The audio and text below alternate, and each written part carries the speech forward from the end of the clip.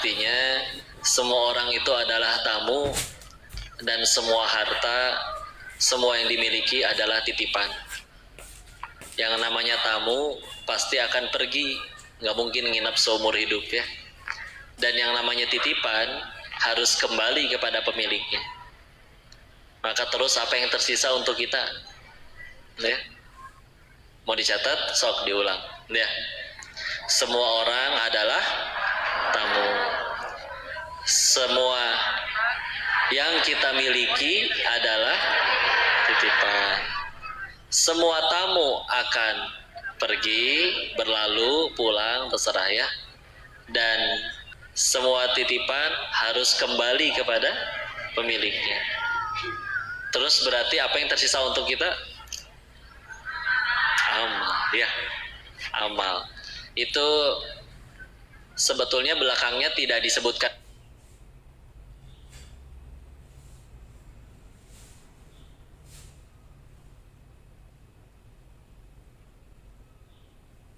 So ini yang paling penting Bu, karena kalau yang kita kejar hanyalah pengen ketemu tamu sebanyak-banyaknya, udah pernah ketemu sama si ini, udah pernah ketemu sama si itu, dekat dengan si ini, dekat dengan si itu, sedekat-dekatnya tetap tamu, bakal pergi.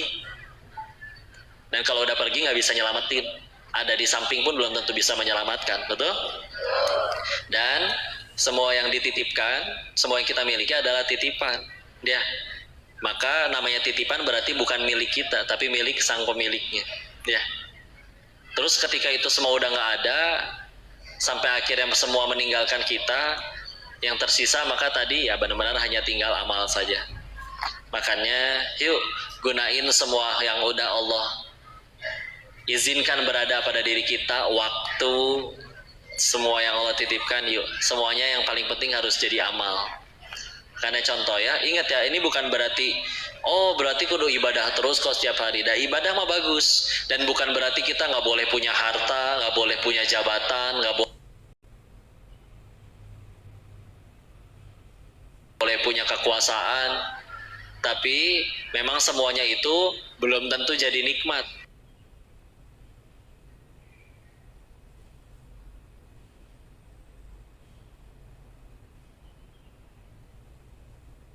Tapi masih berupa ujian. Ulangi. Latihan ya.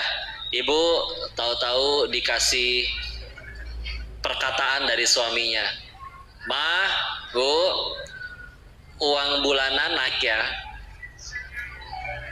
Sekarang jadi 15 juta per minggu.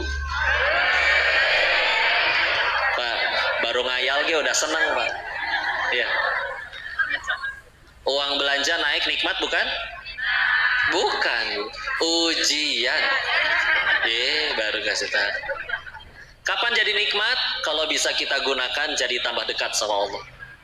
Sedekahnya tambah banyak, ya. Zakatnya tambah banyak. Latihan selanjutnya. Naik gaji, nikmat bukan? Ujian. Kapan jadi nikmat? Kalau digunain di jalan Allah, tambah dekat sama Allah. Kalau dipakainya malah maksiat, masa jadi nikmat? Musibah, ya. Naik jabatan, nikmat bukan? Iya, ya. Kapan jadi nikmat? Jika bisa membuat dirinya dan yang dipimpinnya tambah dekat sama Allah. Kalau malah jadi zolim kepada rakyatnya, maka musibah. Gampang kan lihatnya? Nah, kalau pengen semuanya jadi nikmat, jadi kebaikan, jadi amal, jadiin jalan tambah dekat sama Allah. Jadi pola berganti nih. Bukan mengejar apa yang aku suka, apa yang Allah suka, ya.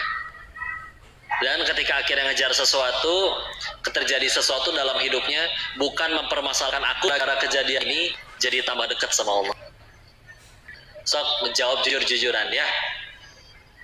Bapak Ibu punya keinginan tidak? Punya keinginan.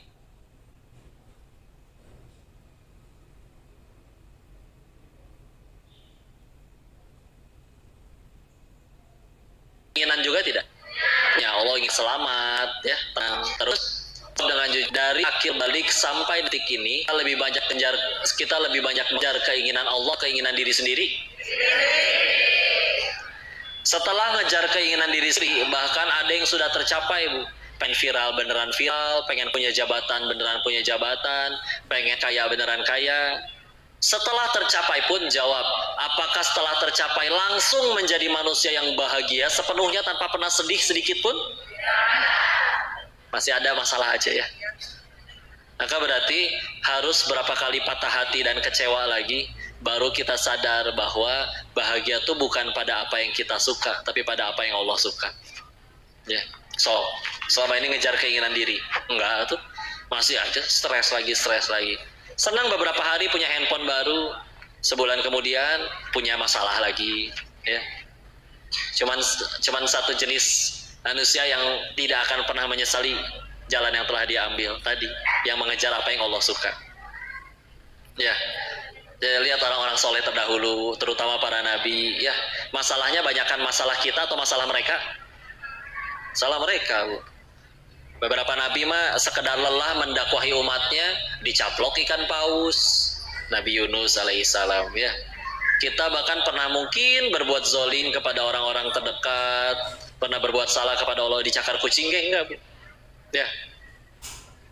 Maka apa yang membuat mereka, Masya Allah, pahala lebih banyak, dosa lebih sedikit, bahkan terampuni, ya. Ujian tapi lebih parah, tapi tetap jadi lebih baik daripada orang-orang kebanyakan. Ya udah, lapang sederhana. Karena dari awal yang dikejar hanya Allah saja. Kebayang, Bu, kalau Nabi kita pundungan? Apal pundung? Ya ambekan ya. Wahai Rasul, kenapa engkau tidak berdakwah hari ini? Ambung kabar gede lewat dia lekwai ku baturnya nyari hati. Nggak keren ya. Bagaimana Islam bisa sebesar ini kalau nabinya pundungan? Ya. Apalagi pakai bahasa Sunda pundungnya. Ya. Untung beliau bahasa Arab pakainya. Ya, tapi halus dah bahasa Sunda teh lucu ya. Insyaallah. Dan saya pakai Mandarin, Ibu tambah pusing nanti ya. Masya Allah. Maka terus kok tambah lagi, berarti buat apa tuh kita capek-capek ikhtiar, usaha, kerja, ya. Kan semua yang nentuin Allah. Ya, dokter misalkan ya. Dia berkata, ini pasien sakitnya separah apapun, saya tidak sentuh, tapi kalau kata Allah sembuh, pasti sembuh. Satu lagi, pasien yang selanjutnya cuma sakit hapur, Bu. Apal hapur? Panu, ya. Yang suka ada bulat-bulat putih gitu ya. Apakah saya panu sekujur tubuh jadi terlihat putih? Ya.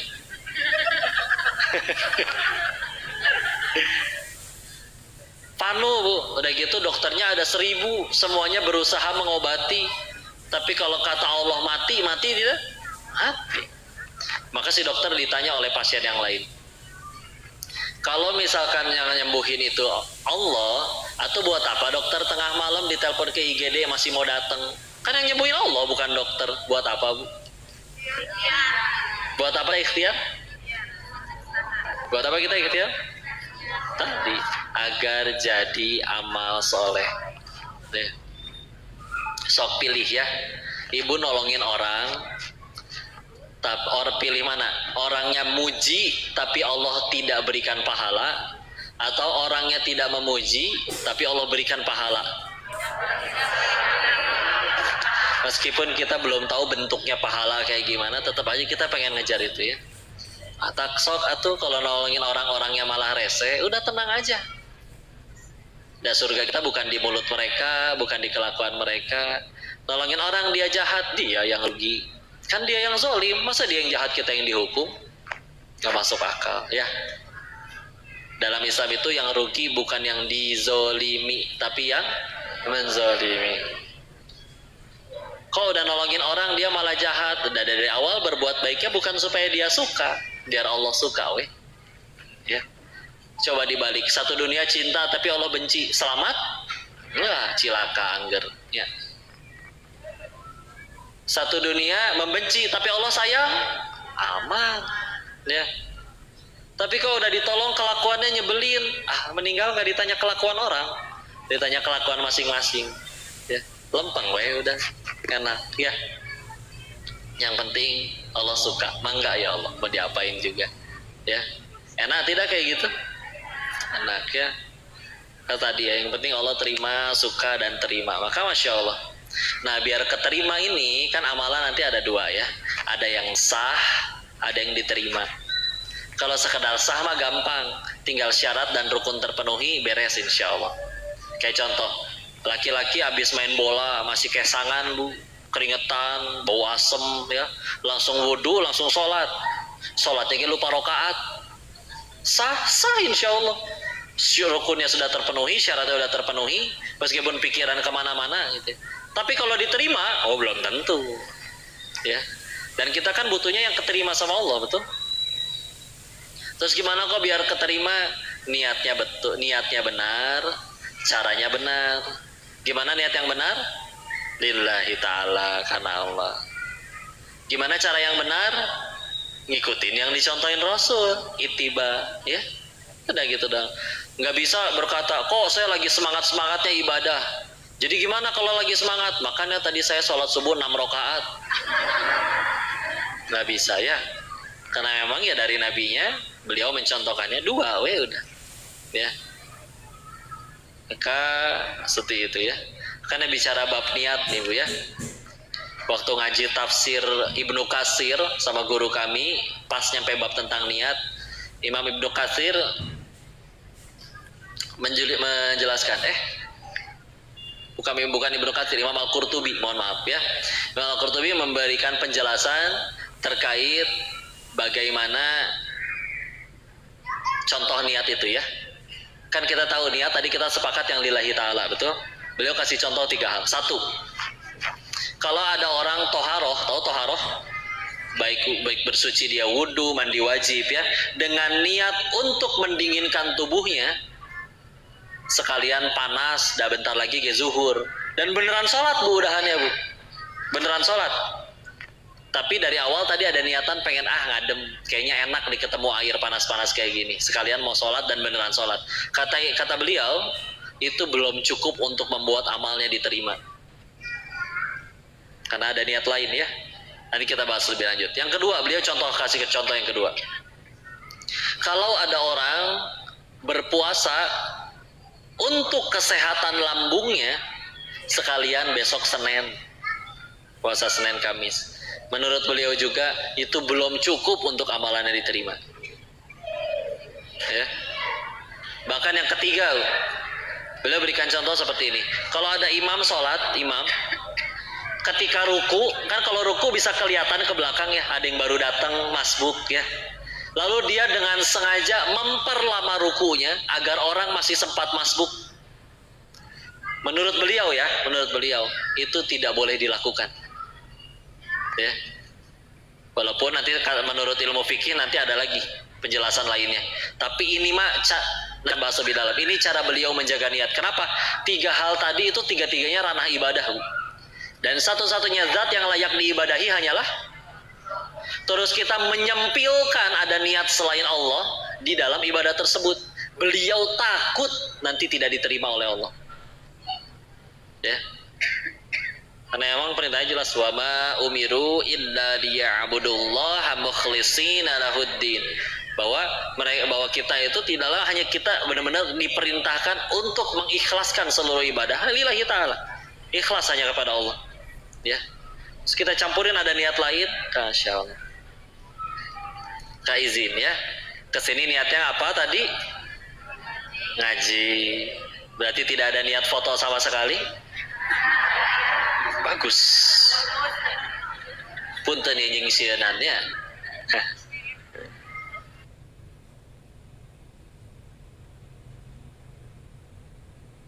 Masya Allah ya. Ini beneran Bu, niat itu soalnya ibarat kayak alamat tuh. Mau ekspedisinya secanggih apapun, ngirim darat ada, ngirim pesawat dia ada pesawatnya, canggih alat-alatnya, tapi dari awal alamatnya salah, nyampe nggak? Enggak. Ya, dari awal niatnya akan nyesek ya. Kembali niat, ya Allah hanya kepada Engkau. Nah, izin waktu ngaji tentang bab itu, di guru kami Ustadz Budi Asari menyampaikan tentang hal itu. Ya Allah, berarti amalan saya yang mana yang diterima oleh-Mu ya Allah? Berani jawab Bu, kita udah sholat kehitung nggak udah berapa ribu kali dari akil balik hingga detik ini. Tapi jawab satu aja yang mana yang diterima oleh Allah. Nggak hafal ya. Kan yang ngeri ya, Insya Allah. Kan kabar buruknya begini, giliran kita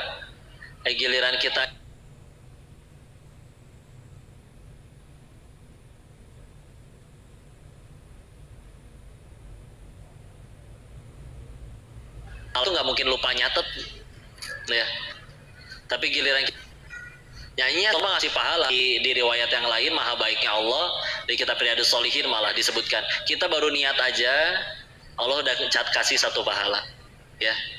Tapi kalau kita sampai ngelakuin amalan tersebut, Allah ganjar berkali-kali lipat lebih banyak pahalanya.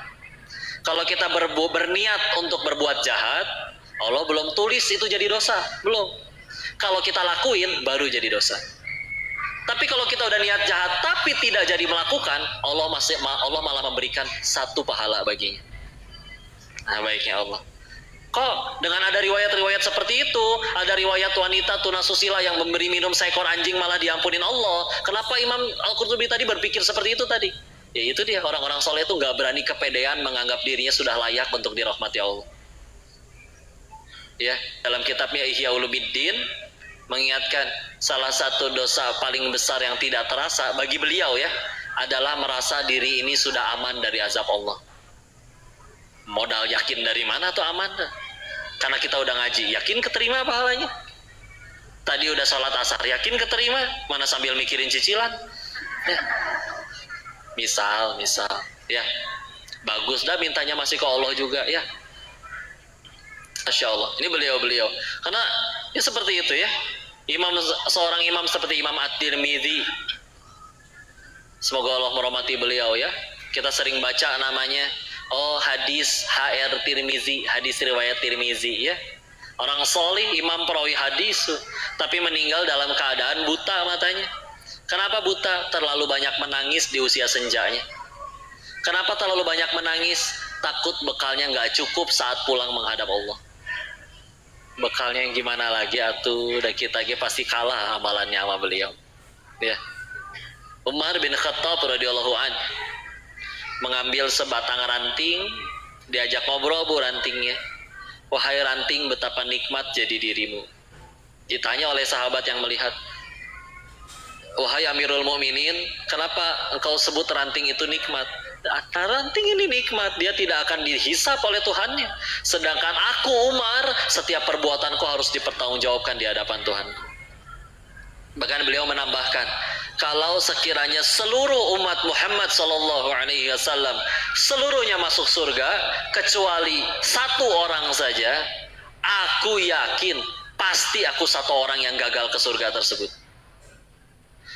Umar bu yang ngomong kayak gitu, orang yang disebut nabi, kalau aku bukan nabi terakhir harus ada nabi lagi setelah aku, pasti Umar orangnya. Tapi kayak gitu ngerasa kecil di hadapan Allah segitunya. Ya. Insya Allah hati-hati mereka seperti itu ya. Sok sibuk beramal bu ya. Insya Allah. Saya bawakan lagi beberapa kisah dari yang nanti saya tanya di akhirnya ya. Kalau kita tidak iri kepada beliau-beliau, ini aneh. Berarti ada yang salah dengan diri kita. Ya. Kita contoh misalkan Imam An-Nawawi rahimahullah. Pernah dengar nama Imam Nawawi? Pernah dengar ya? Harusnya tidak asing. Karya-karyanya juga harusnya tidak asing. Ada yang tahu salah satu karyanya dari sekian banyak? Hadis Arba'in Nawawi, ya, hadis 42 hadis isinya.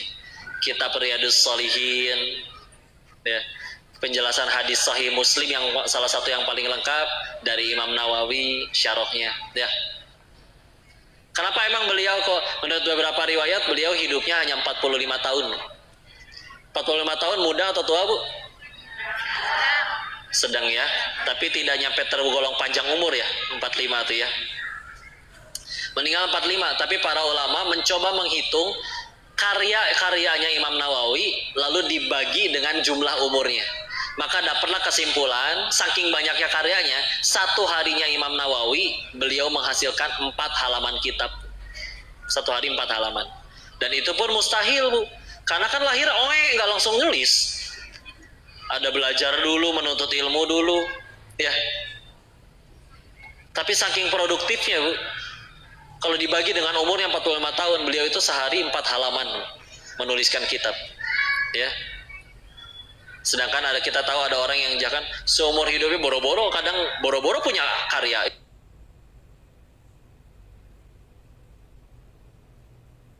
Ya, kadang ada hidup teh.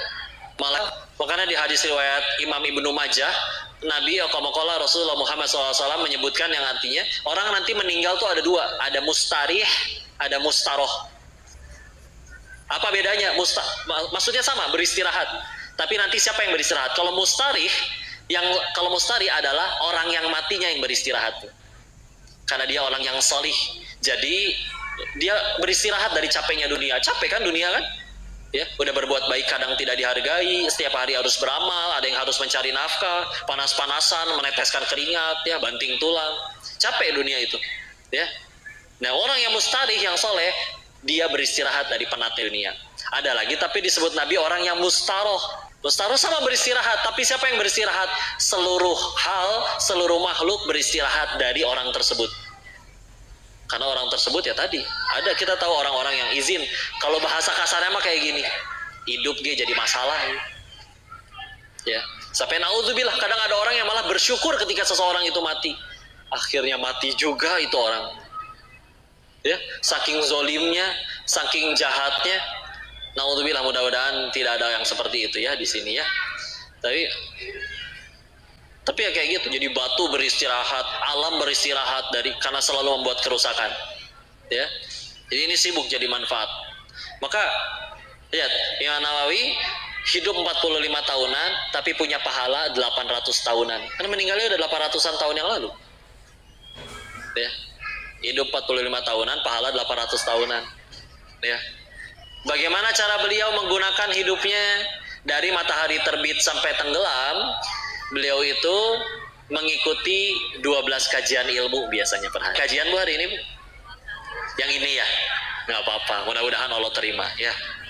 Tapi kalau beliau 12 soalnya. Entah itu beliau yang belajar atau mengajar.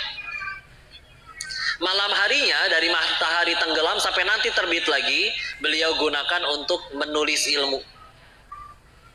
Kok kapan tidurnya kok? Ya, pernah bahkan 2 tahun dalam hidup beliau punggungnya nggak ketemu kasur sama sekali. Kapan berarti tidurnya? Di meja lagi nulis, ketiduran, kecapean. Ya, kecapean, nggak kuat. Kadang bangunnya kapan? Sekuat badannya. Kadang 2 jam kemudian bangun, kadang 15 menit kemudian bangun, lanjut lagi nulis. Kapan tidurnya lagi? Nunggu badan nggak kuat lagi. Ninggalin meja itu hanya ketika sholat, belajar, mengajar, atau kalau air ya. Harus ke toilet ya. Sisanya udah balik lagi ke meja. Seproduktif itu ya. Apa yang terjadi? Ya udah, umur 45 tahunan sampai sekarang udah 800 tahunan meninggal masih ngalir pahalanya. Ya. Iri tidak? Iri. Tapi hidupnya kayak gitu. Ya. Masya Allah. Lanjut yang lain. Kok itu kan imam terdahulu luar biasa. Ada nggak sih yang ya masih agak baru-baru gitu ya? Maka ini ada buku legend ya, yang selalu dipakai kayaknya hampir semua orang, terutama yang zaman dulu, bisa baca Quran gara-gara buku ini. Ada 6 jilid. Buku apa? Iqra ya. Buku Iqra. Nah ini saya pengen tanya ya, salah satu adabnya kan harus tahu nama penulis kitabnya kalau kayak pengen belajar adab ya. Ada fotonya Bu di belakangnya Bu, kiainya. Siapa nama kiainya? Mumtaz, barakallah. Ulangi, siapa namanya? Kiai Haji As'ad Humam. Ya. Bu, saya pengen tanya dulu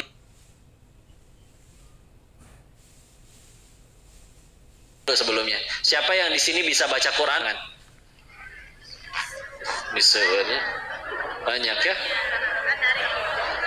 Ya, dari Iqra kan? Atau yang sekarang masih belajar Iqra ada? Gak apa-apa, jangan malu ya. Bu, punten ya, meninggal dalam keadaan hafal 30 juz tapi sombong, oh bisa jadi beda nanti hasilnya Bu. Hafal 30 juz Bu, tapi tiap kali tidak dipanggil Fulan Al-Hafiz, ngambek Bu. Kenapa tadi Al-Hafiznya tidak disebut? Setiap kali tidak dijadikan imam, ngambek Bu ya. Sambil di belakang tim mendongkol gitu ya, nggak keucap dalam hati aja. Nuk itu jadi imam alusan kayak orang gitu ya. Coba Bu, baik tidak? Baik ya. Sengaja paling belakang depan di belakang imam ya. Jadi kalau imam salah paling pertama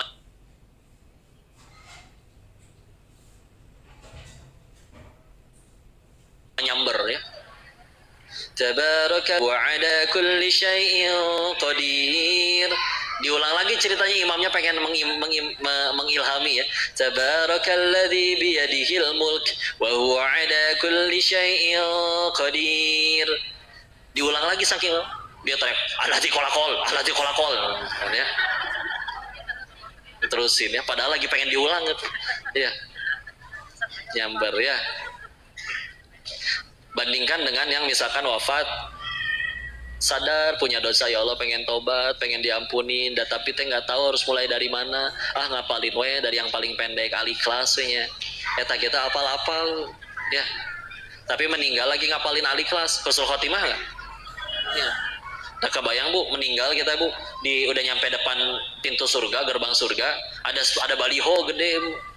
Tapi nggak ada kampanye di sana mah ya. Baliho gede bertuliskan, spanduknya bertuliskan, yang boleh masuk sini hanya yang hafal 30 juz. Aduh, repot ya. Balik lagi nggak mungkin. Ya. Masya Allah ya. Makanya akhirnya bisa ada yang hafal 30 juz pun ditolong kok Allah. Bukan dari IQ-nya tinggi dan yang lain-lain ya. Allah yang menitipkan. Kapan jadi baik, kapan jadi nikmat tadi ya. Hafalan itu bukan yang paling cepat hafal, tapi yang karena hafalannya tambah dekat sama Allah, tambah takut sama Allah. Ya. Seperti itu, ya. Maka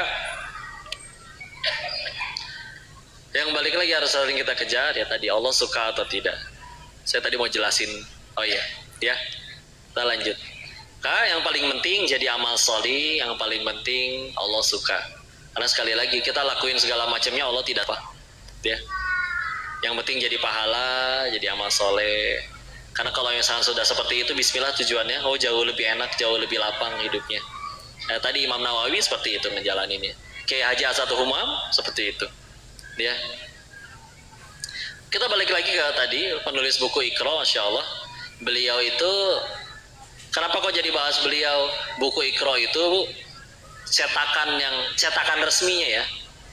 Cetakan resmi yang terjualnya itu cetakan resminya sudah 150 juta kopi. Berapa? 150 juta kopi. Berarti kalau masing-masing dibeli oleh satu orang, berarti beliau minimal punya pahala dari 150 juta orang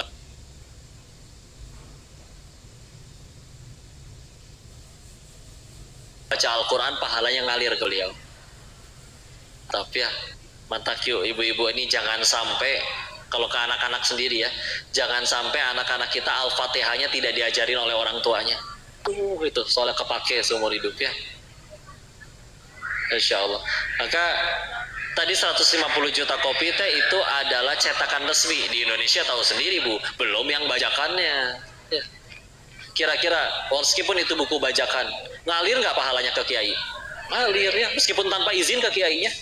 Karena beneran jadi manfaat, walaupun mungkin tidak berkah bagi yang tidak izinnya ya, main memalsukan dan lain-lain ya. Lalu ketika akhirnya kita bicara tentang tadi satu orang bisa jadi pegang satu Iqra, tapi ternyata kadang bukan satu orang pegang satu Iqra Bu, bisa satu TPQ pegangnya satu Iqra untuk 30 anak. Tambah banyak lagi pahalanya. Dan nanti ternyata ada yang jadi kiai, di pesantrennya ada 1000 anak. Iya, ngalir lagi, Masya Allah, pahalanya. Padahal beliau itu, kenapa di fotonya belakang megang tongkat? Karena memang beliau dari usia 18 tahun sudah tidak bisa berjalan lagi. Harus di kursi roda. Ya.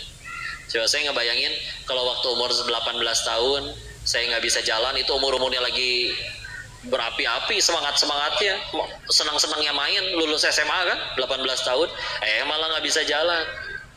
Biasa ada yang memilih untuk hancur, beliau memilih untuk bangkit, bismillah insyaallah. Tapi gimana, ada dibilang apakah beliau ahli tafsir? Tidak bisa dibilang ahli tafsir juga. Ahli hadis juga mungkin bukan. Yang diketahui apa tuh? Ya huruf hijaiyah, tahu yang diajarkan. Tapi selagi niatnya lillah, Allah yang melanggengkan kitab tersebut ya. Meskipun sekarang juga banyak ya kitab tilawati, metode Umi, Nuri, Cahayaku ya. Tapi Iqra udah dari dulu ya. Bahkan kemarin dapat ajakan untuk ikut nyebarin tentang Islam di negeri selain Indonesia. Saya lihat di proposalnya, buku-buku yang akan disebarkan di sana nanti Iqra salah satu. Pakainya Iqra. Wow, kiai dari Indonesia itu Masya Allah. Ngalir pahalanya Masya Allah. Ya, berkah Masya Allah. Maka yuk kita ini kan kadang suka gini Bu. Setiap hari fokus ngumpulin pahala di ember pahala kita Bu. Ya. Lalu setelah diisi, kadang kita lupa ngecek ini embernya bocor atau enggak. Ya. Tahu-tahu pulang ke hadapan Allah dengan aku ingat waktu hidup aku tahajud, aku sedekah, aku ibadah. Begitu embernya disetorin di hadapan Allah, bisa jadi nggak ada isinya, bangkrut. Dan selama ini bocor, disebutnya muflis, bangkrut. Ya, rugi serugi-ruginya. Apa yang membuat itu biasanya jadi bocor? Salah satunya adalah tadi ya, kita gagal menjaga hati, niatnya salah, ya, dan penyakit-penyakit hati. Izin ya, kita coba bandingkan penyakit fisik sama penyakit hati. Orang sakit fisik Bu, waktu di dunia ngalamin sakit fisik, entah kanker, entah apapun, ambeien dan lain-lain, sambil ngalamin di dunia, sambil dosanya berguguran, dan ketika baik sembuh atau tidak sembuh ujungnya sama Bu, mati. Ya, orang sakit mati ujungnya, orang tidak sakit tetap harus mati ujungnya. Tapi setelah mati penyakitnya nggak akan ikut. Nggak ada, kita tidak pernah membaca riwayat-riwayat yang menjelaskan bahwa nanti kalau orang yang meninggalnya misalkan ada tumor di lehernya membengkak besar, nanti dibangkitkan kembali dalam keadaan penyakit yang ikut. Nggak ada. Bahkan izin, meninggalnya kecelakaan lalu lintas yang sampai mohon maaf tubuhnya terlindas, nanti dibangkitkan kembali utuh Bu, nggak berantakan pejitnya. Ya, tahu pejit? Ya, khusus ya. Insya Allah. Tapi itu kalau penyakit fisik ya. Penyakit hati, nah di dunia kadang bisa jadi tidak terasa, bahkan ngerasa, diriku besar, kemana-mana tangannya dicium, dikagumi orang, dianggap kiai, dianggap soleh soleha, ya. Tapi jadi kotor hati, ngerasa diri lebih suci daripada makhluk Allah yang lain. Ya, meninggal ikut nggak efek sampingnya? Ikut, dipertanggungjawabkan. Kenapa kamu sombong? Ya, makanya sok saya tanya ya, lebih bahaya mana? Penyakit kanker atau penyakit sombong? Orang kanker kan bisa bikin mati kok, benar. Tapi bisa jadi gara-gara kankernya dia pulang ke hadapan Allah nggak bawa dosa. Karena yang lain sehat tapi tidak dipakai taat, dia kanker tapi sabar lillahi ta'ala. Ya. Yang sombong, kemana-mana dianggap spesial, diperlakukan spesial gitu ya. Tapi timbul kesombongan dalam dirinya, dimintai pertanggungjawaban, mati masih ngikut penyakitnya. Ya. Repot tidak? Tapi kadang kita lebih fokus mikirin pengen sembuh penyakit fisik daripada penyakit hati. Penyakit fisik langsung ke dokter, dan di dokternya pun jujur Bu. Ditanya sama dokter, apa yang dirasa? Pasti jujur jawabnya. Nggak ada, ditanya apa yang dirasa? Nggak mau rahasia, si dokter mah kepo. Atau gimana dokternya bukan dukun? Pasti jujur, iya dok saya kebanyakan makan ini, sakitnya yang dirasa ini. Jujur pasti ya. Tapi kalau penyakit hati, sulit jujurnya Bu. Dinasihatin dengan lembut ya, sahabatku kamu nggak boleh begitu, itu teh namanya takabur. Siapa yang sombong? Galakan dianya Bu ya. Repot ya, hati-hati insya Allah.